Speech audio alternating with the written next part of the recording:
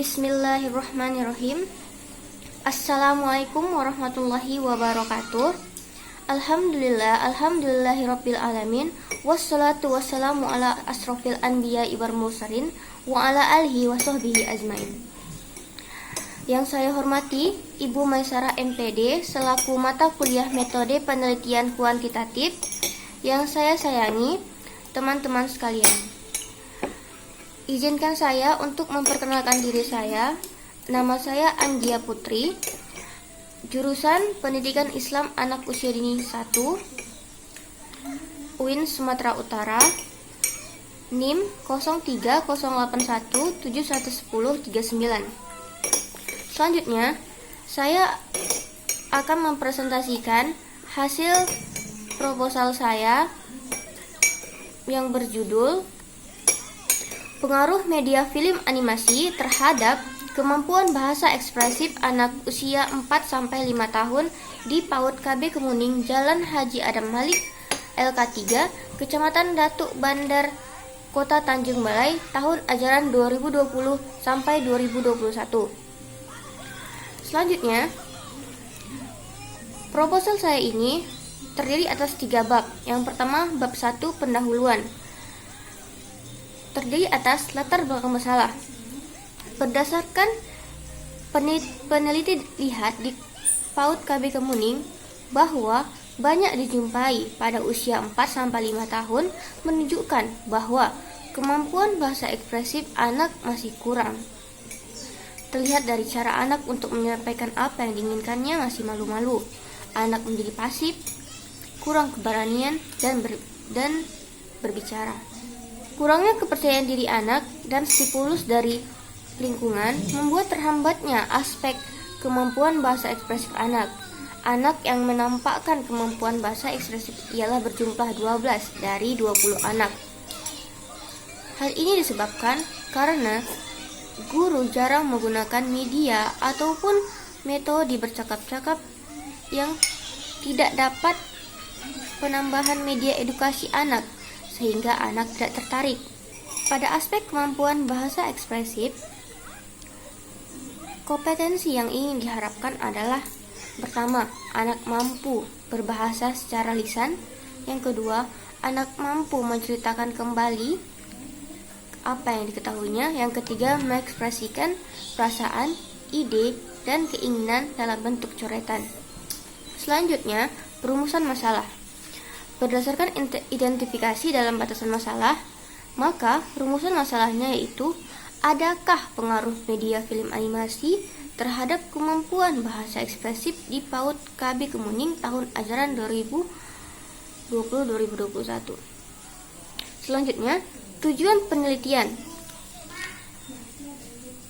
Berdasarkan rumusan masalah yang diuraikan, maka tujuan penelitian untuk mengetahui pengaruh media film animasi terhadap kemampuan bahasa ekspresif. Selanjutnya, bab 2, tinjauan pustaka, kerangka teoritis.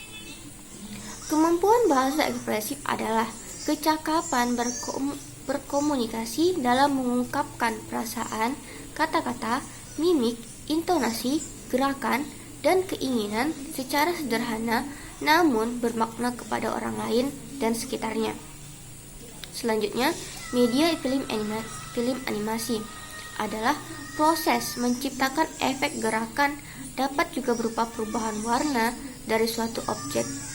Media animasi juga berupa gambar yang bergerak dan mengeluarkan suara yang diproyeksikan melalui lensa proyektor. Dalam hal ini juga dijelaskan bahwa film merupakan alat komunikasi untuk menyampaikan informasi yang terdapat dalam suatu pembelajaran. Penelitian relevan. Pertama, upaya dalam mengembangkan bahasa ekspresif melalui metode bercerita pada anak usia dini di TK Assalam 2, Pulau Singkep, Bandar Lampung. Yang kedua, peningkatan kemampuan bahasa ekspresif anak usia 5-6 tahun melalui metode outbound di TK Kemala Bayangkari, Kecamatan Ngawen, Kabupaten Blora. Yang ketiga, Pengaruh media film animasi terhadap perkembangan kosakata anak usia 5-6 tahun di Taman Kanak-kanak Dharma Wanita Persatuan Bandar Lampung. Nah, tentunya 3 judul sebelumnya sangat relevan pada judul yang saya berikan. Selanjutnya, pengajuan hipotesis. Kemudian, dapat ditarik kesimpulan hipotesis penelitian, yaitu terdapat pengaruh media film animasi terhadap kemampuan bahasa ekspresif anak usia 4-5 tahun di PAUD KB Kemuning. Bab 3. Lokasi dan waktu. Lokasi penelitian dipilih peneliti pada anak usia 4-5 tahun di PAUD KB Kemuning Tanjung Balai yang beralamatkan di Jalan Haji Adam Malik LK3, Kecamatan Datuk Bandar, Kota Tanjung Balai. Penelitian ini akan dilaksanakan pada semester 2 tahun 2020-2021. Selanjutnya, jenis penelitian. Nah, desain penelitian yaitu pre-experimental design yang dipakai dalam penelitian ini adalah one group pre-test and protest, di mana digunakan apabila hanya ada satu sampel yang menerapkan sebuah treatment. Namun, observasi atau tes diberikan sebelum dan setelah treatment. Hal ini dilakukan agar hasil perlakuan dapat diketahui lebih akurat, karena dapat membandingkan antara keadaan sebelum diberikan perlakuan dan sesudah diberi perlakuan. Selanjutnya, populasi dan sampel. Adapun yang menjadi populasi dalam penelitian ini ialah seluruh anak yang ada di PAUD KB Kemuning yang berjumlah 20 anak, karena tentunya cuma terdiri atas satu kelas. Begitu pula sampel berupa seluruh anggota populasi yang terdiri atas 12 anak laki-laki dan 8 orang anak perempuan.